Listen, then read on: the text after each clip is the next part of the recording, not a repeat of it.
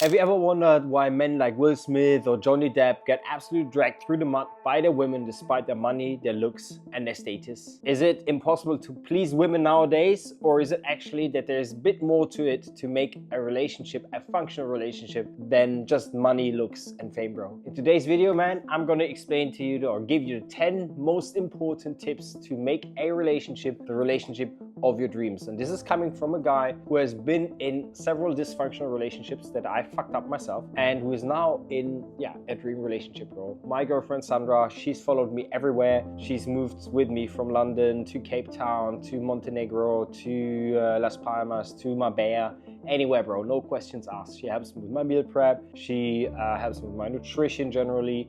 She helps me shoot stuff for my business. She is just my ride or die woman. She was there when I only had $20 left in my bank account. And she was there when I was about to break up the relationship because I was going through some serious self-sabotage. She was always there for me because she is a great woman. Now, if you want to attract a great woman, and also want to have a great fucking relationship, bro, then just keep listening, because I'm gonna spill some fucking sauce onto you. That came out wrong, but stay tuned, bro. Why would Sandra do all this? She worked in finance before, she's super feminine, she had so many options, but yet she decided to stay with me. Now, silly question, but bro, why would she do that? Because I am the guy to her. I am the guy that gives her everything she needs. And what does she need, bro? Fundamentally, she is like any other woman in terms of her primal desires. So every woman has essentially 5 primal desires. I'm gonna go into them in a second. So what are the 5 primal desires? Primal desire number 1 is physical safety. So that means she needs to physically feel safe around you. Primal desire number 2 is emotional safety. So she doesn't want to be judged. She wants to have an emotionally safe space to be herself. Emotional connection. She wants you to get her, bro. She wants you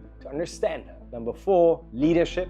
Masculine leadership, being assertive, learning to set boundaries. And number 5, and this is where lots of guys absolutely mess up, fantasies. Women have wild fantasies. And what I'm about to do in this video now is I'm going to share with you the 10 tips that will help you to touch and trigger all those 5 primal desires in a woman, so that she will be the most loyal woman ever, and that you essentially create a relationship on your terms. I need you to promise me that you will not abuse the power that I am giving you today. Point number 1 is the paradigm of the relationship, man. What is the kind of story that you have for your relationship? What is sort of the beliefs that evolve around that relationship?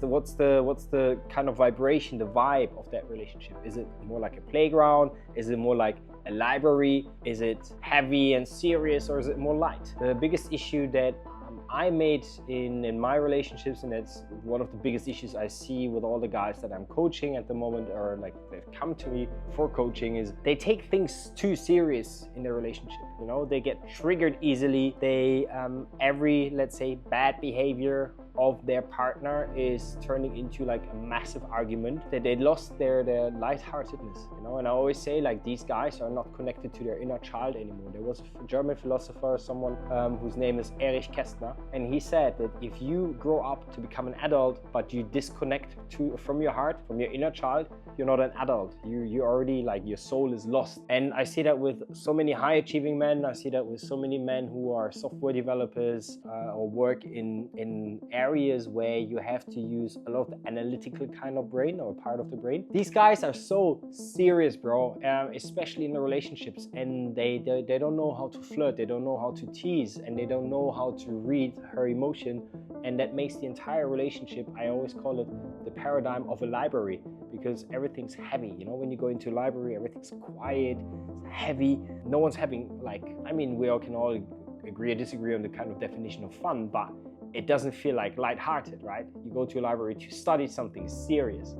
One of the biggest issues that I see in most relationships nowadays is that most men take things too serious, especially now with the red pill movement and the stuff that's been like being spread by like the hyper masculine manosphere nowadays. It's like there's no fun anymore, there's no joy, and every mistake that a woman makes, you know, every bad behavior has to be punished, you know, which I absolutely disagree with, because it lacks the heart connection. That is like something that you should fucking take care of, you know. Be light in the relationship, have more banter with her, like banter with her a bit more, just be silly around her, you know, like treat the relationship as a fucking playground.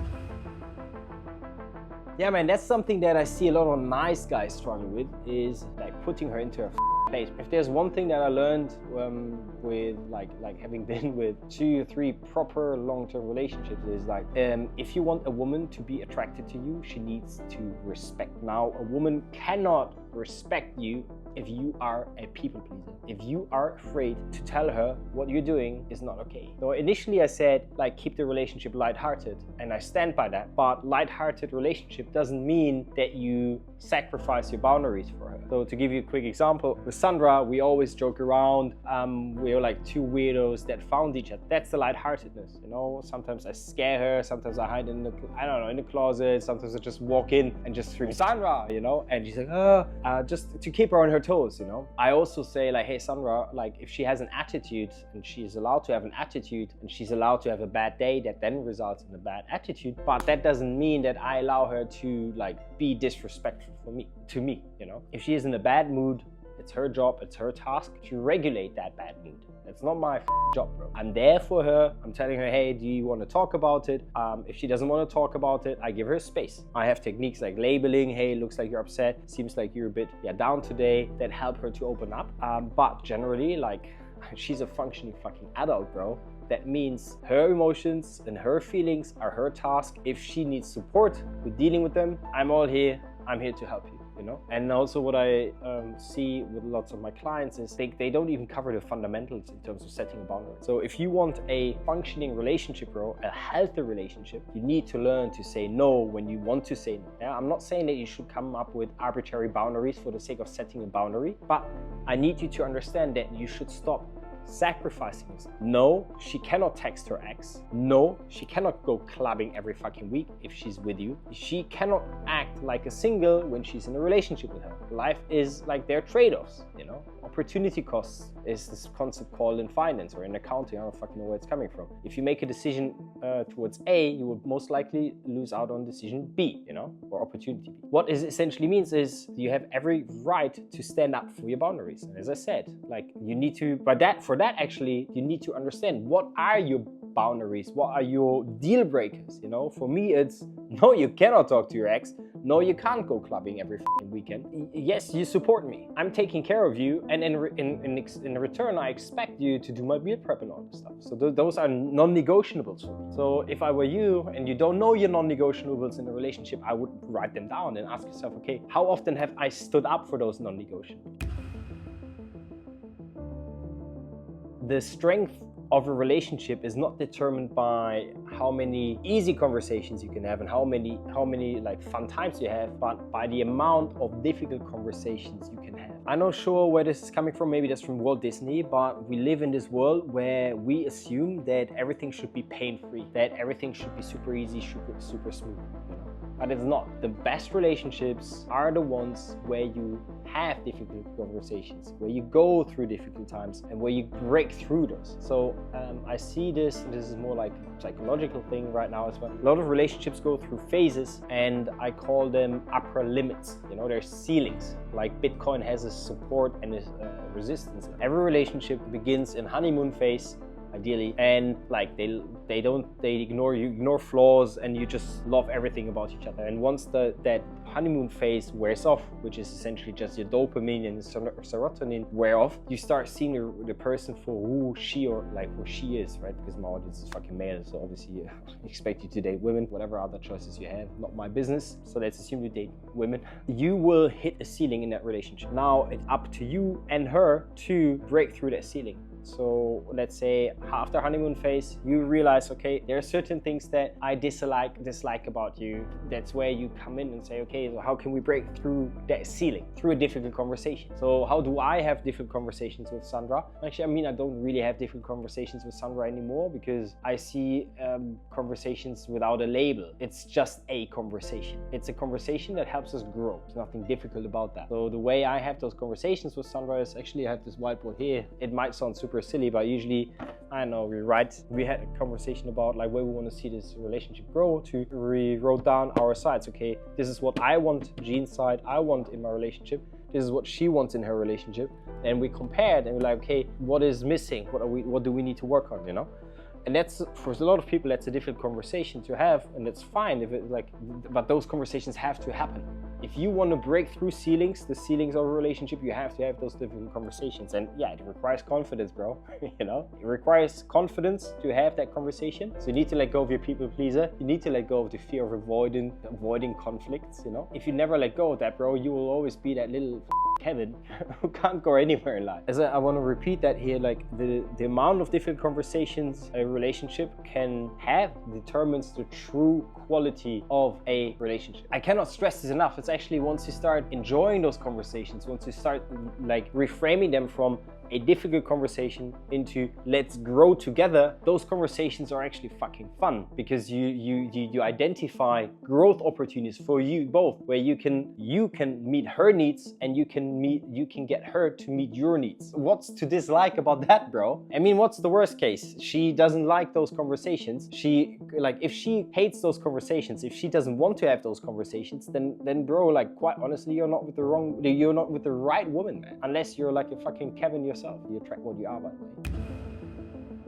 And this might go over some of your head, not because you're like silly or whatever, or like not educated enough, but it's like it takes a lot of awareness and experience and pain to get to that level. But it's groundbreaking, and I call it the women are your mirror. They reveal your deepest insecurities. What do I mean by that, bro? Like, have you ever wondered why you only get nervous or turn into people pleaser around women you love? I have coached 6-7 figure earners who are sharks in business, but bro, when they are in a relationship, when they love a woman, bro, they turn into the biggest Kevins, the biggest simps I've ever seen. And I'm not shaming them, I'm not judging them, because it has happened to all of us. And that's because our romantic relationships are closest to kind of the relationships that we experience with our parents in terms of bonding, you know, like chemicals that get released, you know, like oxytocin, whatever you want to, you know, all those. I'm not going to bore you with all those chemicals, you know. But fundamentally, a romantic relationship is single greatest growth opportunity for men, because it's the romantic relationship that will allow all those insecurities that you push down with alcohol and working hard and hitting the gym to like surface, you know. And that's when you can finally peel back layer by layer by layer of the layer of insecurity, like fear of judgment, fear of abandonment, fear of approach anxiety, you know. Those are all insecurity. Where do they stem from? From your fucking childhood, bro. This is, and some of you might say, oh, this is bullshit, this is not true. I'm sorry that you're not ready yet, bro, but hopefully one day you'll get to that point to understand that most of the like insecurities that you have today have been conditioned into you, because when you popped out of your mommy's hole, quite visual, don't visualize it, and I'm sure you're visualizing it, is like you were not broken, bro. You didn't have any beliefs, bro. You were like fine. But over time, you were conditioned with certain beliefs, with certain insecurities. Maybe, I mean, there are two specific types of wounds that come up in men, especially nowadays, are the mother and father wound, you know? The mother wound is when, yeah, you are like, when you had an overly controlling mother or an overly protective mother who might have like cocooned you, you know? Or maybe she wasn't emotionally available. And that has created this fear of like this low self-esteem. You want to prove yourself to women. You want to get the validate. You're starting to seek the love in a woman that you never got from your mom. And it's the same from your dad. I specifically, when I started working in finance, I had this crazy insecurity around like men. I was so intimidated by this testosterone loaded fucking sales floor I was on, bro. I was like, what the hell is happening? It's when I started to realize, okay, I blamed my mom a lot for like the things that I was suffering from, the nice guy, the autoimmune condition that I created, that I had. FYI, my mom and my dad abandoned me at birth, so my grandma raised me actually, and I was supposed to become adopted, but anyways, different story. So I blame my mom for most of the insecurities that I had, that her was showing up in like my relationships, where I was like avoidant and anxious. Worst attachment style. But it came to my like, I realized at some point it wasn't only my mom, it was also my dad, who was never around. He was an absent father, and because of that I was super intimidated by men. Then shows up in your romantic relationships as either the avoidant or the guy who's super anxious, you know? When she doesn't text you back within 2 hours, you get like, you freak out. You're like, you go crazy, like, oh my gosh, she's leaving me, she's cheating. Especially when you have like an absent father you don't have a sense of masculinity because your dad wasn't around, so he didn't initiate you into masculinity. And he also showed you that masculinity couldn't be trusted because he abandoned you. And I was raised in a very feminine household. My mom, not my mom, my grandma, who like hated men. And my mom, at some point when she stepped into my life, she was a feminist. She's still a feminist and a lawyer. Talk about bad combination. And both like conditioned me with this belief that all men are bad. Don't listen to men, you know? Be a different man, be a nice guy, be a good boy. And as a result, I turned to a nice guy, then I compensated to macho, and I just f***ed up all my relationships until obviously I met Sandra and truly worked on myself. So my takeaway here for you is, if you want to have a fucking functioning relationship, heal, bro. Work on your inner shit, man. And you can, like, one of the most powerful exercises I've ever done, and you can do that after watching this video, is like grab a very big notebook and just start writing down your entire life story, bro. From the first memory until today. What are the things that you remember? Like the painful memories you have, the great memories you have, the kind of relationship that you have with your dad, your mom, sisters, siblings, whatever. Write down chronologically what happened and write it as if you were to write a biography.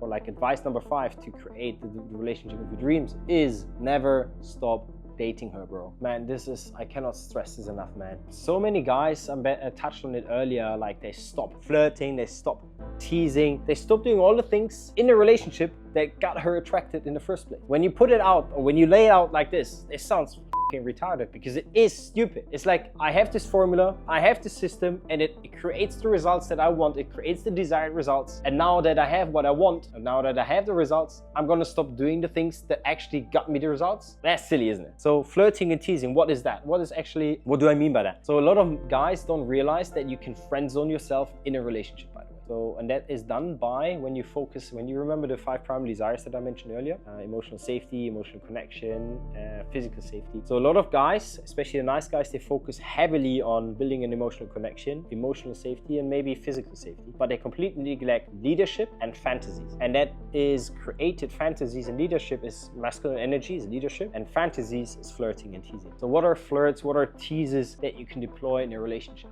You can use this also for dates, bro, by the way, it's perfect. So my favorite tease is there's sort of the Don Juan archetype energy that every man has inside of him. And one of my favorite flirts is like teases is a competitive or cooperative tease. You can say things like when Sandra is like, when she says, oh, women are the better drivers, you can just say, oh, you're cute. Do you also believe in Santa Claus? Obviously it's not like, I'm not taking her serious. And I think the best frame that you can have for a relationship about women, for your dates and for your relationship actually, is to don't take women too serious. It comes back to point number 1. What is kind of the paradigm of the relationship? What is the kind of paradigm that you have about women? I always say that I love women and they are a great addition to my life, but respect is earned, and only because they're beautiful doesn't make them any valuable, anything more important than any other human being. And I always say that women I love them, but they're like princesses, you know? All they want is love and care. Treat them well, and they don't mean harm. Sometimes a princess doesn't feel great and she doesn't know how to express it, so she starts crying, she creates a bit of drama, she starts yapping, but she doesn't mean harm, bro. And that's a perfect paradigm to live by, because that essentially like allows you also to like be gentle with her, you know? But sticking with the theme of being gentle and also being fun and loving, if you stop flirting and if you stop teasing your partner, like, are you actually like fulfilling your duty as a man in that relationship? I would actually argue you don't, because she deserves the best, bro. Like you deserve the best as well, but you have to put the work in. So flirting and teasing should never stop. It's also bantering, you know, as I said, sometimes I scare someone. So keep her on her toes, you know, and I don't want to get too technical, but yeah, if you ever want to learn how to flirt, if you over text or in person, bro, like you can work with me, just apply in the link below in the description, pick a slot, and then yeah, I show you my mentorship program, and if you're a good fit, you can take it from there, bro. Ooh, that's a saucy one. Women want to be dominated, bro. Simple as that. What do I mean by that? There's a difference between domineering and dominating. Domineering has malicious intent, and I don't want you to do that. Dominating means leading, being assertive, being a king in your fucking kingdom. You're not a dictator, you're a king and it's like a leader with a good heart, bro. Especially the nice guys, they struggle with doing that on a daily basis outside the bedroom, and you do that by like commanding language. Actually, I'll give you a quick example. Is like, hey Sandra, can you give me this please? Sandra, let me open the door for you. You help. Sandra, let me carry the heavy stuff. That is leadership, bro. And that is also a bit of a dominating. It's like, hey, I'm gonna take care of this. You do something else. Now that's outside the bedroom. Like inside the bedroom, bro, I mean, you lead by knowing what she wants. Like, okay, do you want to go down on her? Do you know if she likes it? And if you enjoy it as well, you do it. Like, you tell her what position, keeping her interests in mind as well, to be fair though. Like, just own your desires in that bedroom and own her desires. And we've had this on one of our mastermind calls. Like, a woman I'm yet to find a woman who has said after sex, oh, I loved how you let me lead. I love how you respect me. Women have the craziest fantasies in bed, bro. Like, I'm not sure if that's going to get censored here, but I believe I'm actually saying outright that women have more like sex drive than men, because now we've taken off the lid and women can express themselves freely. And I was a bartender and I worked in fines in London, bro. I've experienced a lot of things. So trust me that women are crazy in the bed. To create the most amazing relationship on your terms, create a story for you two, bro. What's the story for you two? Remember when I talked about the vision board, like the needs that we both have? You have to know where you're going. Again, it comes back to leadership. What is the kind of relationship that you two want to create? Are you more the Hormozy kind of couple, or Leonard and Penny, or Sheldon and Amy kind of couple? Are you the kind of couple that just wants to stay in? Or are you the kind of couple that wants to party? Or are you the kind of couple that just wants to build a f***ing empire together? Fundamentally, you need to know where you're going. And secondly, this is so important because I see this all the time, and it has to happen to Sandra and myself as well. And it, like, we didn't realize it was happening until we saw a picture of us. Like, what are the minimum standards of the relationship? I by my standards, I got fat over summer, and Sandra too. Like, I reached 16% body fat over summer, bro. And it wasn't my intention to bulk, bro, but I reached 16% body fat. I was like, I think even 18% at some point. I was like, bro, where are my abs, bro? And I thought it was just a poor angle. It wasn't. I was just let myself go by my standards. And guess what? For Sandra as well, she lost her visible abs. She has like crazy, like she has a thigh gap, she has visible abs. Sandra is super sexy, and she lost her sex appeal over summer. And we had to have, coming back to, I think it was point number 2 or point number 3, we had to have a different conversation saying, hey Sandra, we're falling below our standards. What the f? That's when we started hitting the gym. Sandra was a bit more resistant at the beginning, but I said, no, f that. Like, and then I started to lead. I mean, obviously there's several ways of how to encourage a woman to change. Ideally, with women, you have to be a bit more gentle. So generally, I would advise you inspire her to change, and you start, like, if it's about, like, let's say, like, if you can show her the way, you show her the way, and then she will follow. Or you encourage her to change. Now with Sandra, I know that she's obviously, I mean, she's obsessed with her beauty like every other woman. So I told her, instead of telling her like, hey, like, you're fat, I said, hey, I called her, hey, Pumbaa, what's up? And I started calling her Pumbaa for a week. Guess how quickly she started to change, you know? But that was a bit of the stick principle, but then also I deployed the carrot principle, which was, hey Sandra, you look great in that new outfit. You look great in that outfit. So I rewarded her also for like improving. That has to be acknowledged as well. And fundamentally, you just gotta ask yourself, okay, bro, what are my standards for the relationship that we have? Be vulnerable, like, open up. I touched on emotional connection earlier, which Primal Desire number 3. Most men who are hypermasculine are too afraid to build that emotional connection because they believe that vulnerability is weak. And then we have I call them the Andrews, by the way, and then we have the Kevins. The Kevins are the guys who are too vulnerable. They overshare. Now, vulnerability, as I said, is a spectrum. You have shut off, oversharing. Vulnerability is about balance. And by vulnerability, I mean being unapologetically yourself and sharing your feelings with her, filtered. What do I mean by that? So when you have a bad day and you're really like going crazy, I want you to engage in self-help. So instead of just calling her like frantically, it's like, I'm losing my mind, I'm going crazy, yada, yada, yada, yada, I would suggest you journal first. Understand yourself better. Then find a support group. Like, that's why I always encourage every man to have mentors and support groups where you can share your shit and release all that, like vent all that heavy emotion inside of you, and then reach out to her like, hey, I I need your advice, I need your help. There's no problem with that. When I was like at my lowest in business, I reached out and asked Sandra for help. Like I asked her, hey, can you wire me? Can you pay rent this month? I asked her. That doesn't make me weak. You know why it doesn't make me weak? Because I didn't ask her, hey, please help me. I just asked her, like I didn't ask her from a place of neediness. I just asked her from a place of, I genuinely would appreciate if you could help me out here. And I did not project my fear onto her. I told her I'm gonna pay you back in most likely 2-3 weeks. I just need that bridge of cash I could get into my crypto and savings, yada, but I don't want to tap that. Is that okay for you? Yes, no. That's pure vulnerability, bro. I'm authentically myself and I'm okay with whatever response she has. I'm not holding back my bad times here, but I do it from a place of strength, of a place of I'm composed. That's authentic vulnerability. And every woman wants that. So when women say, I want you to be more open, I want you to be more vulnerable with me, that's what she means. She doesn't want you to overshare. She doesn't want you to make her your therapist. She wants to still remain your lover at the end. I mean, I don't know why I have to share this, but like, are you taking the fundamentals, bro? Like, if you want to have a functioning, like, high quality relationship, you have to ask yourself, bro, am I taking the fundamentals? Do I have a 10 to 12% body fat? Am I journaling? Am I introspective? Am I reading? Am I interested in growth? Am I healing? Those are fundamentals, bro. Those aren't, they don't make you fucking high quality man. They are the fucking fundamentals, man. Because if you cannot be trusted with your own fucking life and extreme ownership of your own life, how is she supposed to trust you with her own feminine energy, bro? I need you to understand that women decide if they I need you to understand that women decide who gets to enjoy her feminine energy. That is based on trust. And a woman cannot trust you if you have lost control over your own life and your own fundamentals. I see so many high achievers get so stuck up in their career, they focus so much on money, and maybe they focus on a lot of on working out, but their emotional intelligence is non-existent. They're clingy, they're needy, because they never dealt with their own emotions. And then they suddenly feel something that they've never felt before, and then completely collapse. So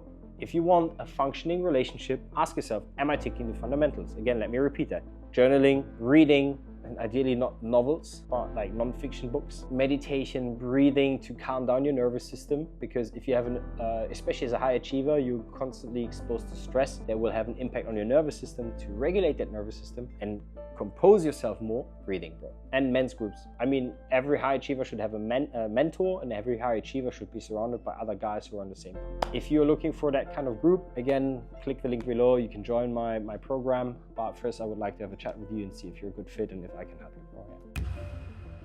And this is super, super important. Spend time apart. I love Sandra. I have a lot of fun with her. We fuck a bit too much. And I still make sure that I only spend 6 days with her together. There's 1 day per week where it's just me. Every Saturday, I spend time by myself. And we don't work out together, by the way, because I need to create space in a relationship. I cannot miss someone, I cannot miss something if I spend 24/7 with them. So you have to create artificially space for you two so that you can miss each other. I know it might sound controversial, but trust me, man, this will make such a difference in the experience of your relationship. With that being said, love and peace. I hope you enjoyed this video.